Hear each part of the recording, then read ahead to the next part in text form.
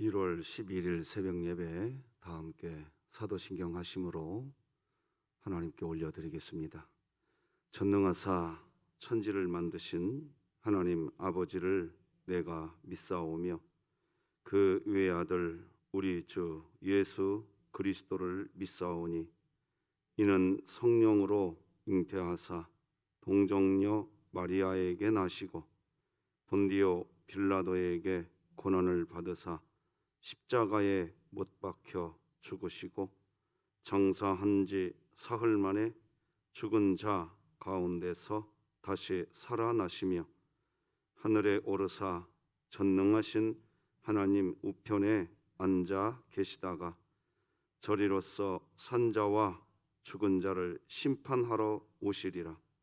성령을 믿사오며 거룩한 공회와 성도가 서로 교통하는 것과 죄를 사하여 주시는 것과 몸이 다시 사는 것과 영원히 사는 것을 믿사옵나이다. 아멘. 찬송가 95장 하나님께 찬양 드리겠습니다.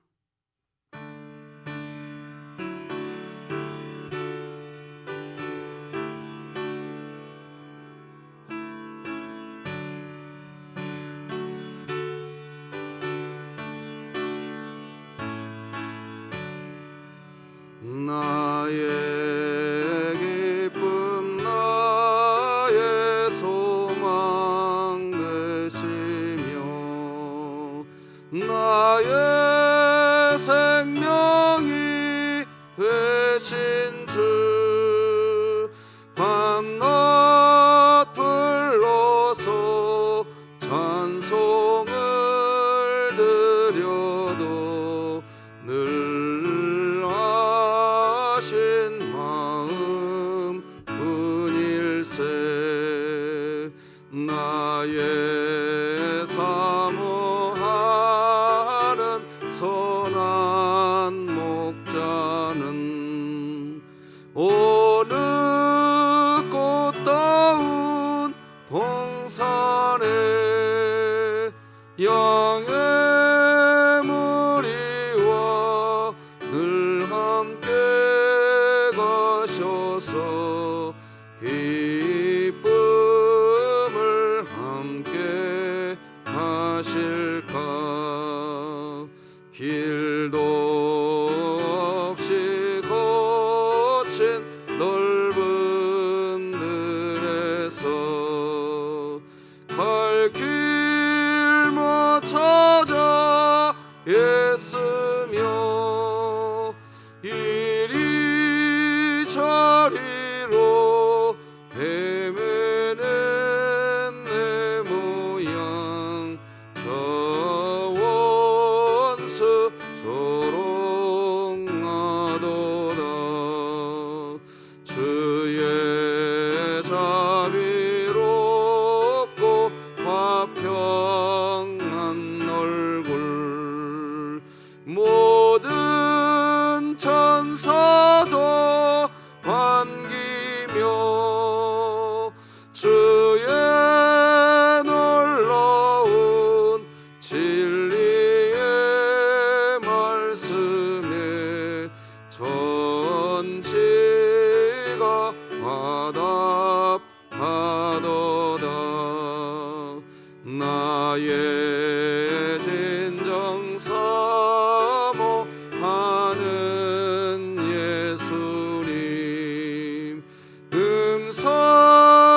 음성조차도 반갑고 나의 생명과 나의 참 소망은 오직 주 예수뿐일세.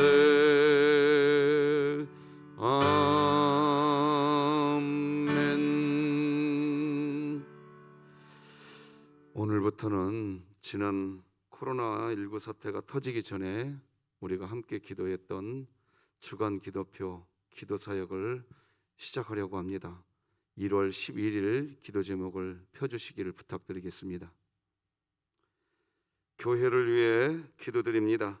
그동안 코로나19로 인해 진흥교회 남녀 전도의 모든 활동이 멈춰져 있었지만 그럼에도 성도들의 중심에 하나님의 복음을 전하고자 하는 갈망이 있어 많은 이들에게 하나님의 복음을 전할 수 있는 공동체가 되게 하시고 2022년 복음을 전수하는 가정을 세우는 교회가 되게 하소서. 이웃을 위해 기도드립니다. 수원역 및 지역 사회의 노숙인들을 긍휼히 여기사 각종 질병과 위험에서 보호하시고 하나님의 은혜로 소망을 찾게 하시어 마음의 상처를 치유하고 일어나는 역사가 있게 하소서. 북한을 위해 기도합니다. 북한이 모든 우상에서 떠나 주님께로 마음을 돌이켜 하나님의 주권을 인정하고 하늘의 백성들이 되게 하시고 진흥교회가 입양하여 섬기기 원하는 평안남도 강동군에 속히 하나님의 은혜가 임하게 하소서. 자녀를 위해 기도합니다. 한국의 다음 세대들이 차별금지법에 대한 실상을 바로 알고 자신의 의견을 말할 수 있는 용기를 주셔서 이들뿐만 아니라 하나님을 대적하는 인본주의 교육과 차별금지법을 옹호하는 세상 속에서 기성세대를 일깨워 주사 이 법안이 속히 철회되게 하시고 또한 더 많은 다음 세대가 세상에 대한 바른 이해함을 갖고 진리 편에 서는 은혜가 있게 하소서. 국가와 열방을 위해 기도드립니다. 이 땅에서 가난하고 소외된 사람들 가운데 고독사하는 사람들이 늘어났다는 소식 앞에 잃어버린 한 영혼을 찾아내기까지 찾아다니시는 하나님의 사랑으로 고독사의 위기 가운데 있는 사람들을 위로하여 주시고 그들을 구원하소서. 선교와 전도를 위해 기도드립니다. 전용탁 송영호 선교사의 건강과 코로나19 여파로 수도 외곽 지역마다 출입을 차단함으로 교회 공동체가 어려움을 겪고 있는 가운데 하루속히 코로나가 안정되어 차단되어 있는 통행길이 열리게 하소서. 이 모든 것 주 예수 그리스도의 이름으로 기도드립니다. 아멘. 내일 새벽 지참에서 같이 가지고 오셔서 한 주간 계속 기도하겠습니다. 매주마다 월요일 날 배포해 드리겠습니다. 오늘 함께 나눌 하나님 말씀은 요한복음 4장 1절에서 14절까지 말씀 되겠습니다. 요한복음 4장 1절에서 14절까지 저와 여러분이 한 절씩 교독하십니다. 하나님의 말씀입니다. 예수께서 제자를 삼고 세례를 베푸시는 것이 요한보다 많다 하는 말을 바리새인들이 들은 줄을 주께서 아신지라. 예수께서 친히 세례를 베푼 것이 아니요 제자들이 베푼 것이라. 유대를 떠나사 다시 갈릴리로 가실새 사마리아를 통과하여야 하겠는지라. 사마리아에 있는 수가라 하는 동네에 이르시니 야곱이 그 아들 요셉에게 준 땅이 가깝고 거기 또 야곱의 우물이 있더라. 예수께서 길 가시다가 피곤하여 우물 곁에 그대로 앉으시니 때가 6시쯤 되었더라. 사마리아 여자 한 사람이 물을 기르러 왔음에 예수께서 물을 좀 달라 하시니 이는 제자들이 먹을 것을 사러 그 동네에 들어갔음이로라.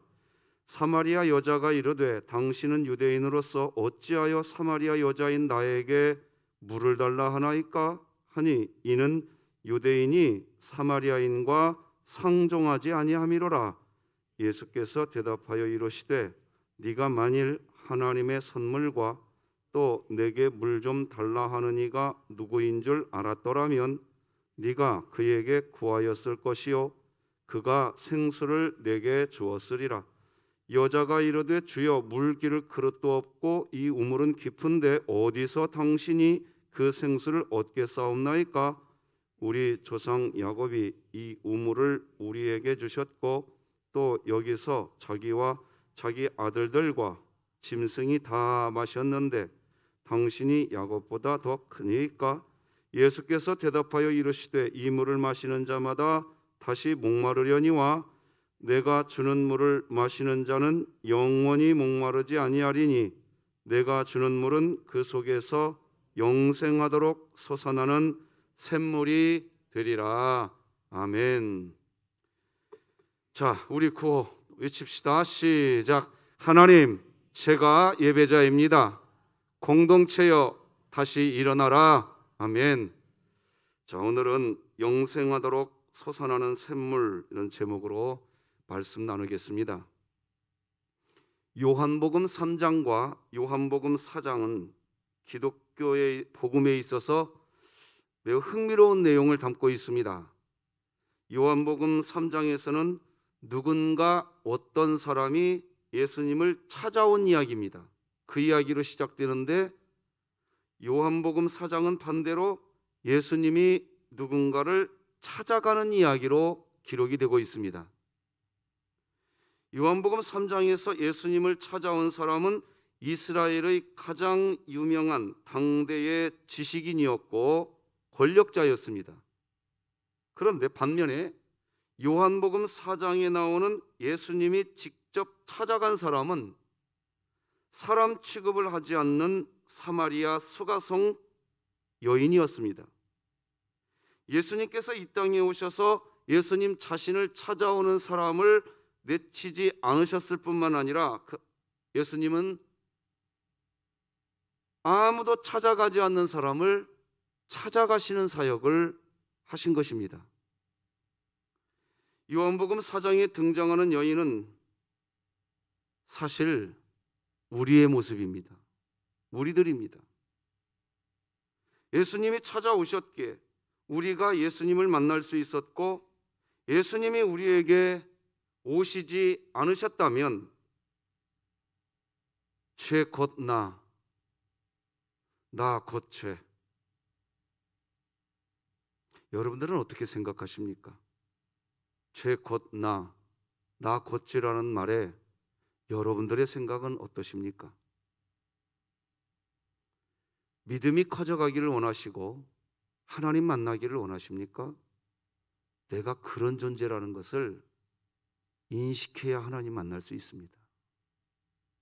내가 죄인이라는 인식이 없이는요, 예배당에 와서 예배 드려도 하나님 못 만납니다. 말씀을 들어서 뭔가 깨닫는 것 같은데 가슴으로 말씀이 들어오질 않습니다. 지식으로 다 지식으로.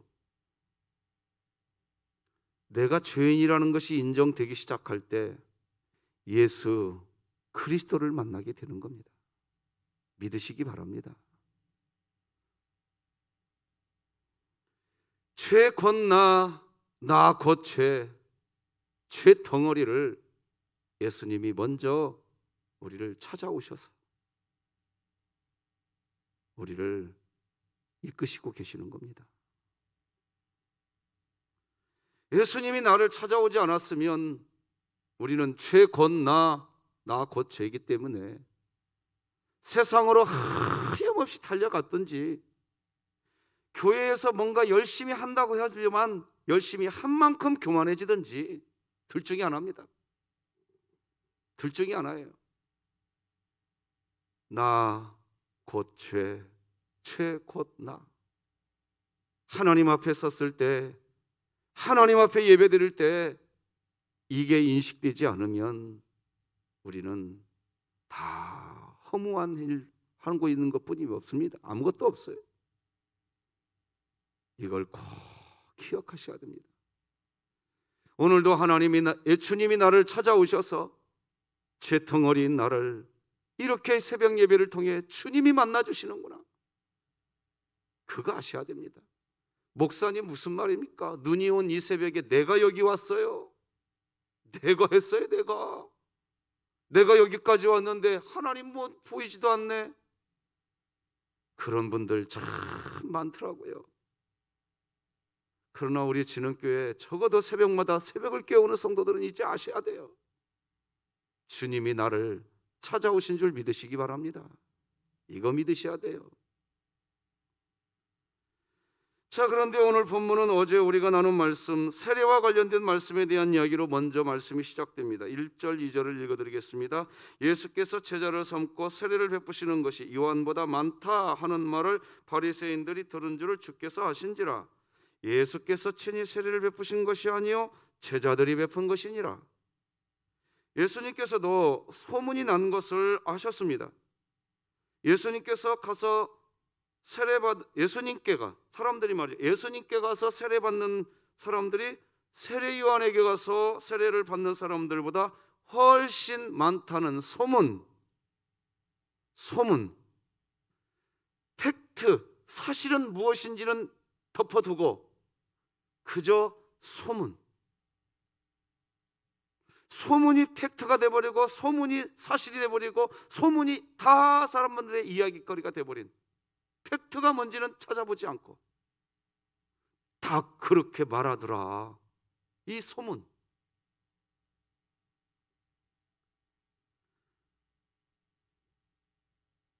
예수님께 사람들이 다 간대. 그런 비교를 누가 하고 다니는지, 그런 비교하는 일로 인하여서 신앙 공동체 안에 보이지 않는 긴장과 갈등이 발생하고 있는 것을 예수님이 다 아셨습니다. 그리고 예수님은 그냥 그 자리를 피하시기로 결정하십니다. 왜 피하기로 결정하시느냐? 잠언서 18장 19장을 보면 이런 말씀이 나와요. 너희는 악한 자를 설득하려 하지 말아라. 설득하다가 네가 다칠까 염려함이니라. 설득이 안 된다는 거예요. 안 된다는 거예요. 예수님도 그냥 그 자리 피하시려고 하십니다. 왜? 거기서 설득해야 분쟁만 또 일어나요. 여러분, 그리스도인은 신기한 삶을 경험하는 인생입니다. 어떤 경쟁에서 졌는데 지지 않습니다. 손해본 게 분명한 것 같은데 손해보지 않습니다. 저는 우리 진흙교회 성도님들이 그런 천국 계산법을 몸에 익히고 사시기를 소망합니다. 그거 익히셔야 돼요, 빨리. 그것이 안 익혀지면 믿음 절대로 잘하지 않습니다. 교회 생활 아무리 오래 해도 평안하지 않습니다. 그래서 예수님처럼 천국 계산법을 몸에 딱 익혀놓고 있다가 그래, 이때에는 내가 피하는 게 좋아. 그게 지혜입니다. 사람들은 손익을 꼼꼼히 따지려고 합니다. 나중에 더 큰 손해를 그렇게 하다가 초래하지만 따지려고 그래. 자꾸 뭐가 이익이고 뭐가 손해고. 그리스도인들은요, 어떤 존재냐? 한번 따라서 해볼래요? 자발적으로 손해 당하는 자다. 이게 돼 있어야 돼요. 우리는. 왜? 예수님이 자발적으로 손해 보려고 여기 오셨거든요, 이 땅에. 우리는 예수님 따라가는 거거든요. 믿죠?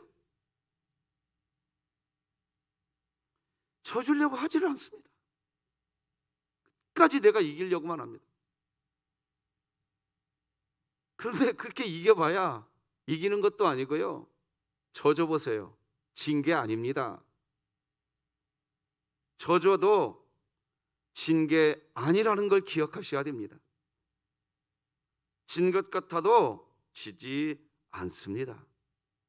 우리 고린도후서 말씀 같이 한번 읽어볼까요? 6장 시작. 우리는 속이는 자 같으나 참되고 무명한 자 같으나 유명한 자요, 죽은 자 같으나 보라 우리가 살아있고 징계를 받는 자 같으나 죽임을 당하지 아니하고, 근심하는 자 같으나 항상 기뻐하고, 가난한 자 같으나 많은 사람을 부유하게 하고, 아무것도 없는 자 같으나 모든 것을 가진 자로다.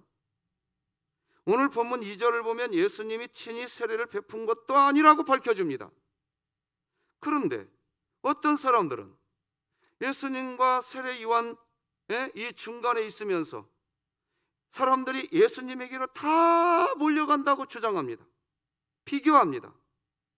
누구에게 더 많은 사람이 몰려가는지 보고서 통계를 내고 그래프를 그려서 사람들을 자꾸 비교하게 만듭니다. 그 사람은 이렇게 했다네, 저 사람은 저렇게 했다네. 그런 미묘한 기류를 만들어냅니다.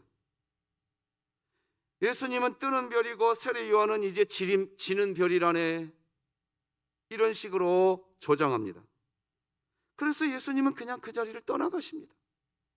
떠나서 갈릴리 지방으로 가신다고 3절이 이렇게 기록합니다. 유대를 떠나서 다시 갈릴리로 가실세. 피하십니다. 양보하십니다. 사람들의 눈에 보기에는 지는 것 같고 어리석은 것 같지만, 그리스도인의 인생은 지는 것 같지만 이기는 인생입니다. 예수님은 그렇게 그 자리를 피하십니다. 그리고 갈릴리로 가시는데, 갈릴리로 가는 길이 여러 가지 길이 있는데 예수님은 사마리아를 통과하시겠다고 하십니다. 그게 4절입니다.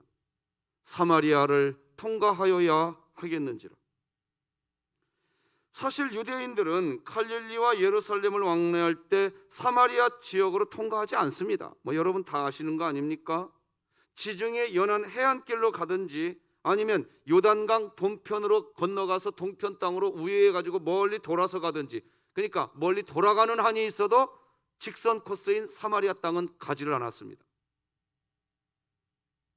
유대인들에게 사마리아 땅은 유배지와 같이 여겨지는 땅이었고, 쳐다보려고 하지도 않았던 땅이었고, 무시하는 땅이었고, 외면하는 땅이었습니다. 예수님이 그렇게 논쟁하는 거 그만두고 어디로 가느냐? 사람들이 외면하고 있는 땅으로 가신 겁니다. 왜? 인자는 의인을 부르러 온 것이 아니에요. 죄인을 부르러 왔기 때문에. 논쟁하려고 하는 사람들을 뒤로 제껴놓고, 그래, 내가 갈 길 가겠다고 가시는 겁니다.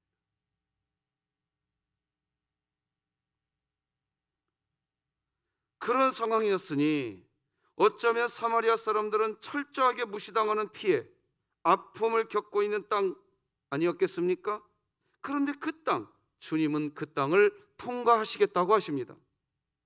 그래서 여기 통과해야 하겠는지라라고 하는 이 동사가 뭔가 하고 찾아보니까 데이라는 단어더라고요. 반드시 해야 한다. 영어로 it must be입니다.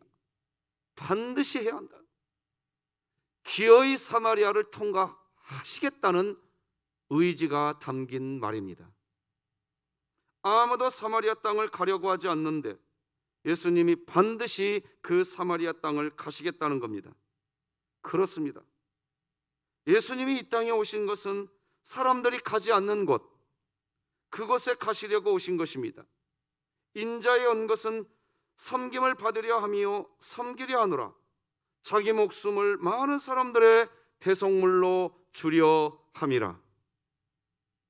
여러분, 교회의 일 중에는요, 행정적 사역이 있고 목양적 사역이 있습니다.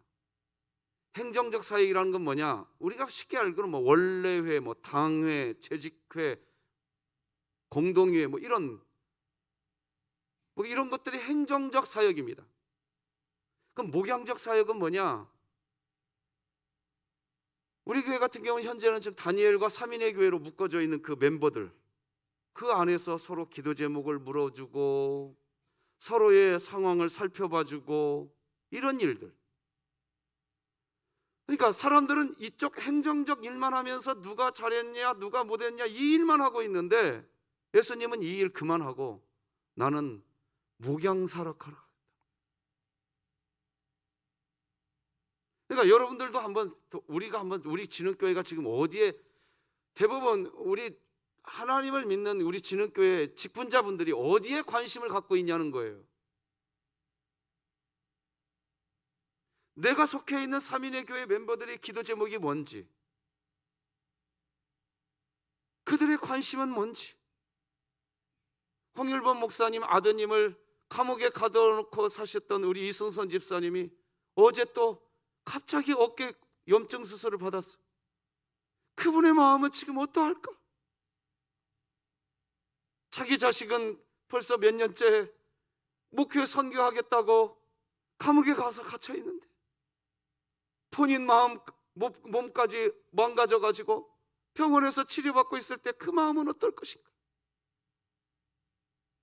우리 교역자들이나 장로님들이나 안수 집사님들이나 권사님들이나 집사님들이 어디에 관심을 갖고 살아야 되냐 이거예요. 목양에 그건 목사님들이 하는 거죠. 아니에요. 아니라고요. 나는 저 뒤에 우리 교회 삼인의 교회 현황판을 붙여놨는데 어떤 때는 저 현황판이 조금 나쁘끄러워요. 하시는 분들은 참 열심히 하는데 신경도 안 쓰시는 분들도 있는 것 같아요. 우리의 관심이 어디에 가 있냐는 거예요. 주님 따라가겠는지 맞는가? 우리 진흥교회가 깊이 돌아봐야 됩니다. 내가 속해 있는 삼인에게 4명도 어떻게 지나는지도 못 물어본다면 나중에 어떻게 구역 그 많은 사람들과 함께 어울리겠는가 하는 거지요. 한번 상상해 봤어요. 예수님께서 이렇게 막 논쟁하고 있는 그 자리를 뒤로 하고 떠나가실 때 이 세례 요한의 제자들이 예수님에게 무슨 얘기를 하고 있었을까? 한번 여러분들도 한번 상상해 보세요. 전부 다 모든 사람들이 예수님께 가더이다 막 이런 소문을 퍼뜨리고 다녔던 이 사람들이 예수님이 갈릴리 지역 사마리아를 통과해서 갈릴리로 가시겠다고 하실 때 그 예수님을 바라보면서 그 제자들이 뭐라고 했을까? 그들이 할 수 있는 말은, 가장 많은 말은 이 말이었을 거예요. 잘됐다, 아프니 빠졌네. 선생님, 이제 선생님의 세상이 됐습니다. 마음껏 우리끼리 세례 베풀고 우리가 하십시다. 그랬을 것 같아요. 오늘 본문을 묵상하면서 그런 게 보인단 말이에요. 그런 게 보인단 말이에요. 여러분, 이 코로나 시절에 우리의 마음이 어디로 흘러가야 되는지 오늘 말씀이 우리에게 말씀해 주는 것 같다는 생각 여러분들도 드실 거라 생각이 듭니다. 누구도 목숨을 내놓지 않는 세상에 목숨을 내놓으려고 오셨고, 누구도 손해보려고 하지 않는 세상에 손해를 보려고 오셨다는 겁니다. 마태복음 9장 13절 같이 읽어볼까요? 시작. 너희는 가서 내가 긍휼을 원하고 제사를 원하지 아니하노라 하신 뜻이 무엇인지 배우라.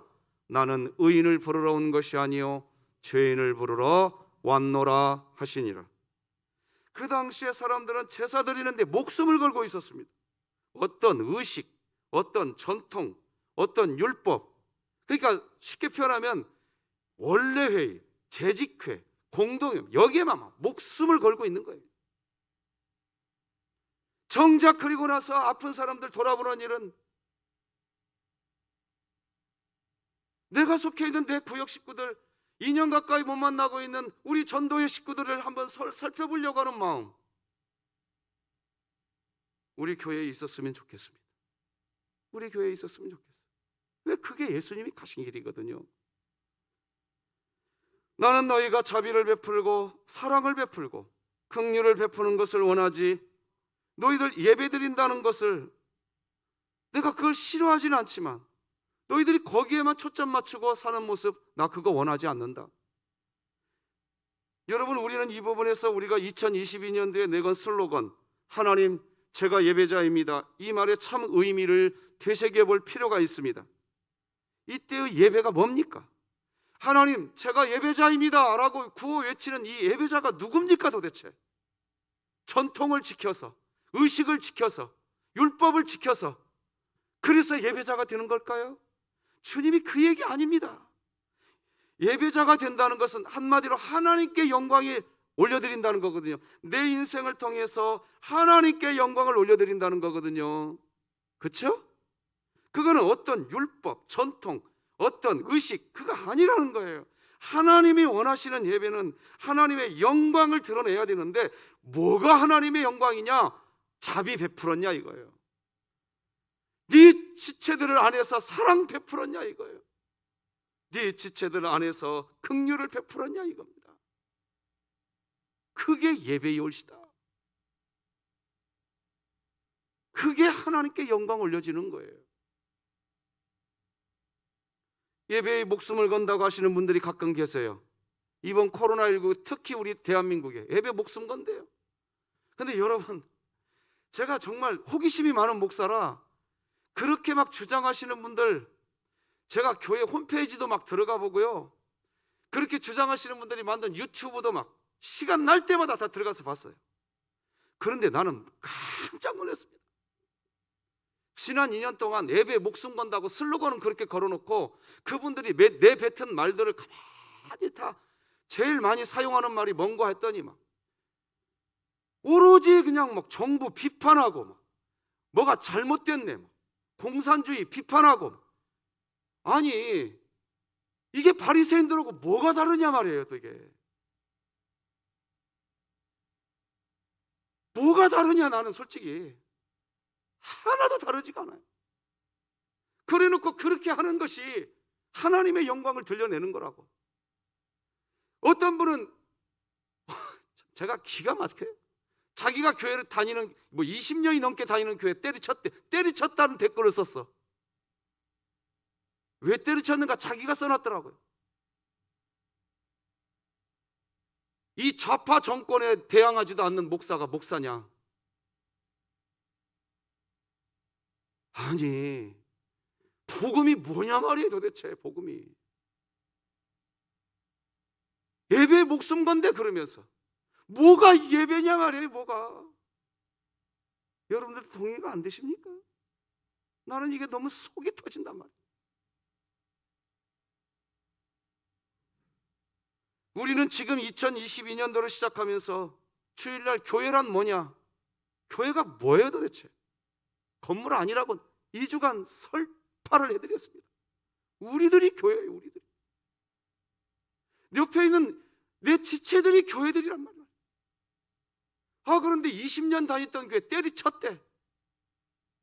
아이고, 정말 20년간 뭐 했나 모르겠어. 세상에 그 교회 안에 의인을 부르러 온 것이 아니요 죄인을 부르러 왔고, 아픈 자를 부르러 왔다는 마음이 1%만 있었어도 연약한 지체들을 돌아보고 부족한 아픈 사람들을 만져주고, 주님이 어디로 가고 싶어 하시는지 왜 그걸 안 보냐 말이야.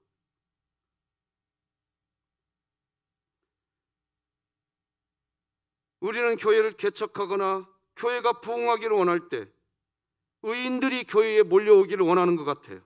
그래서 이런 말도 합니다.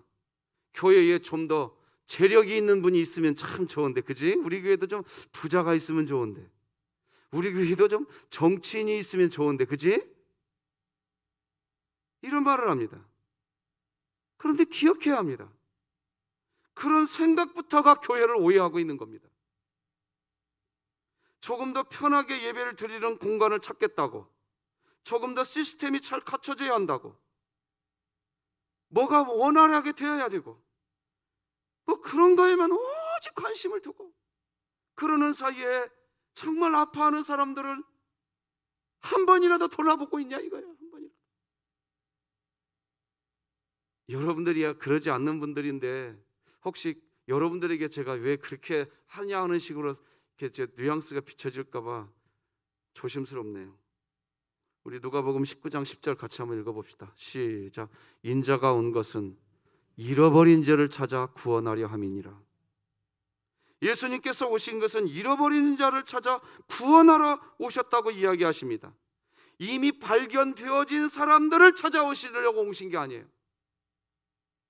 아직도 잃어버려진 사람들, 그 사람을 찾으려고 이 세상에 오셨다고 이야기하십니다. 그래서 이런 예수님 본인의 이야기를 예수님 스스로 해석해 주시기 위해서 잃어버린 한 마리 양을 찾아 나서는 목자의 모습을 예로 말씀하시지 않습니까? 마태복음 18장 진실로 너희에게 이르노니 만일 찾으면 길을 잃지 아니한 99마리마다 이것을 더 기뻐하리라. 길을 잃어버린 양, 그 한 마리 양, 그 양이 교회이기 때문에 그런 겁니다.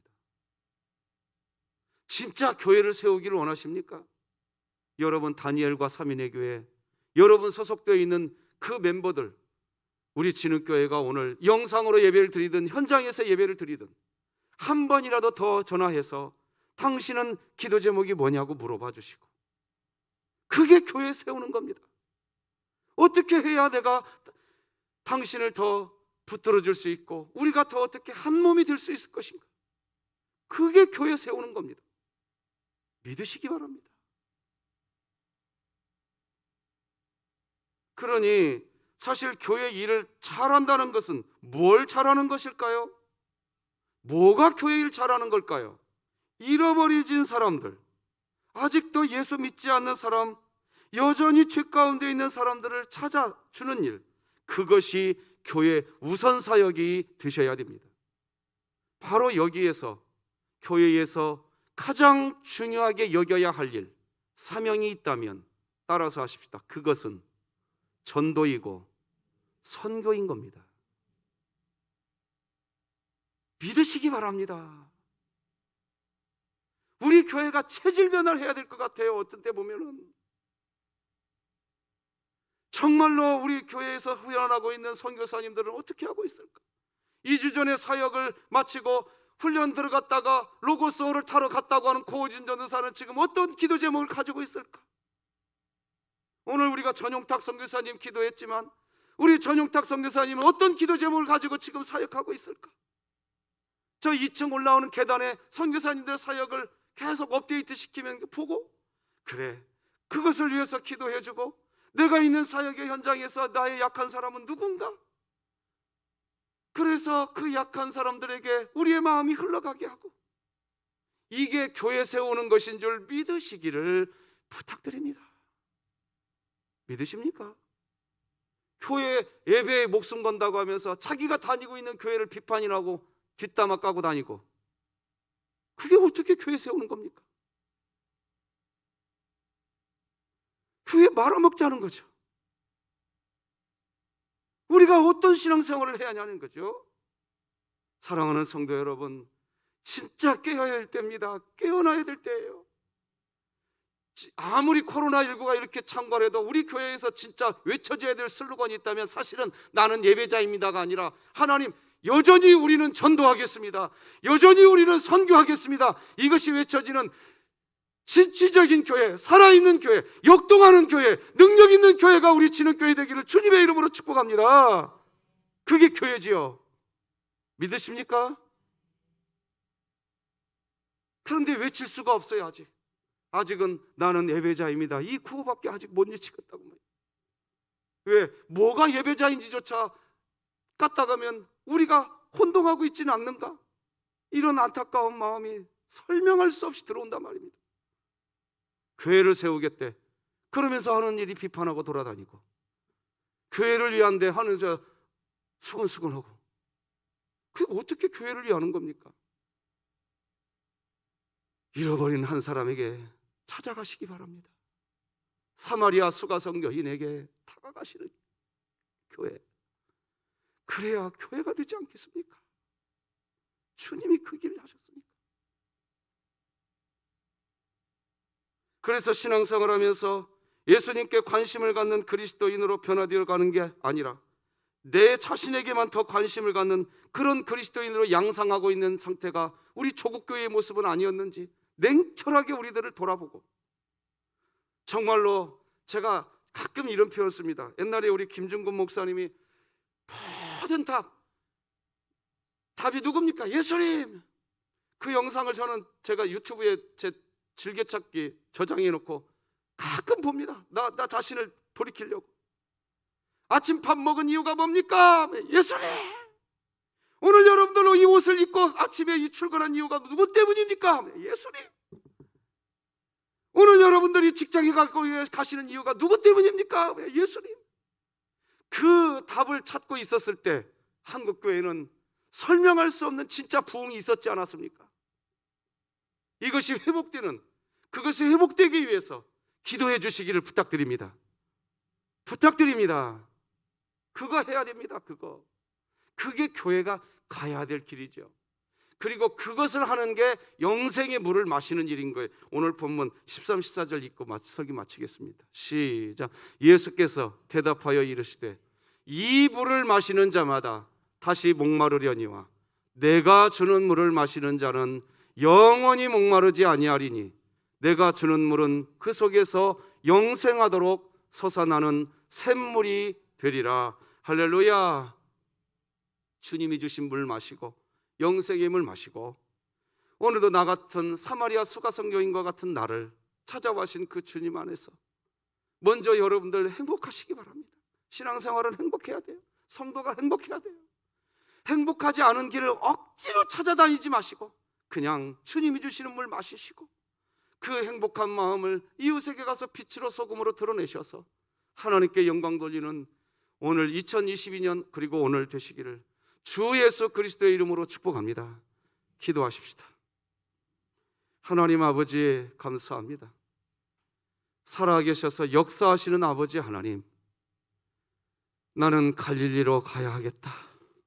사마리아를 통과해야겠다.